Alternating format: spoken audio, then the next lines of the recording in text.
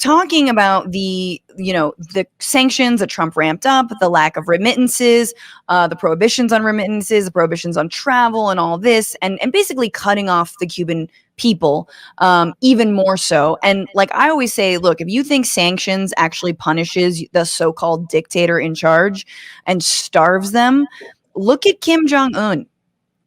That fool looks starved to you? I mean, now he's like lost weight or some shit, but like, no, it doesn't matter. The people just did keto.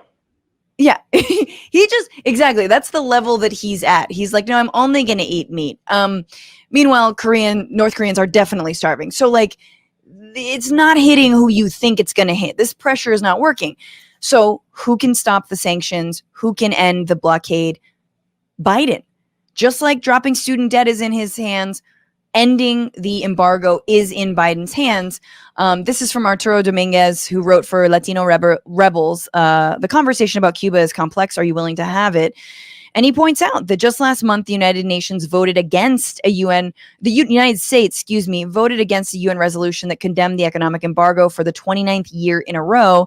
Additionally, that opposition came as an outright refusal to return to Obama-era policies, thus maintaining the additional sanctions imposed by the Trump administration. 2019, Anthony Fiola for the Washington Post criticized the Trump administration's sanctions as being responsible for creating, quote, deepening disruptions to foreign supply chains, scaring off some of the Canadian and other banks that have helped finance $2 billion in food imports annually.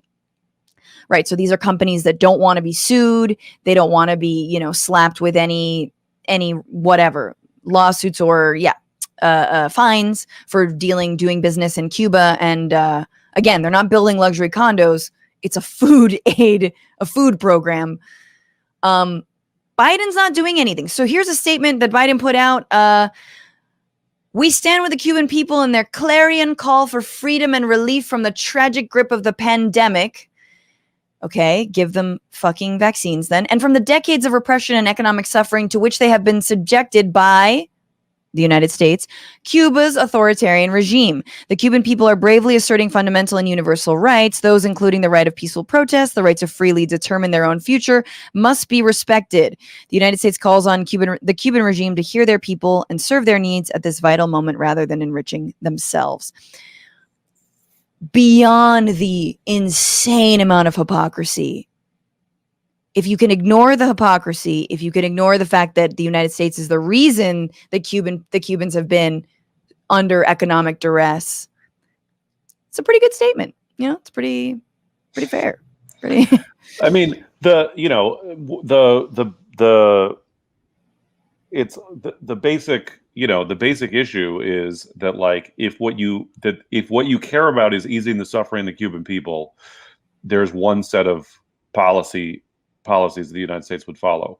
If what you really care about is regime change in Cuba, then let's be clear that you don't actually stand with the Cuban people and you don't care about humanitarian suffering, and and that's the policy that we're seeing.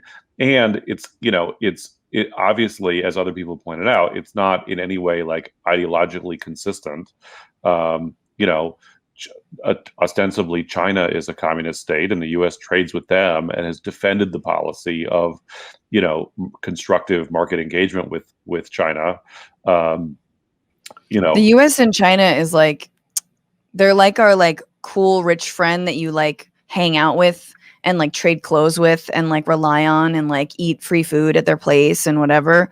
And then like behind their backs are like, oh my God, China's like the worst. I hate China. No, they're terrible. Oh yeah, no, China is so mean. And then you're like, can I come over, China? China, here, can I wear your clothes? Let's hang. Yeah. Anyway. Can I borrow all of your stuff? What's going on, Frantifa? If you haven't already, subscribe to this channel right now. Hit that button. And also, you can become a patron and support the show every single week. Get access to bonus episodes and exclusive merchandise. Patreon.com/Bitchuation Room. Do it.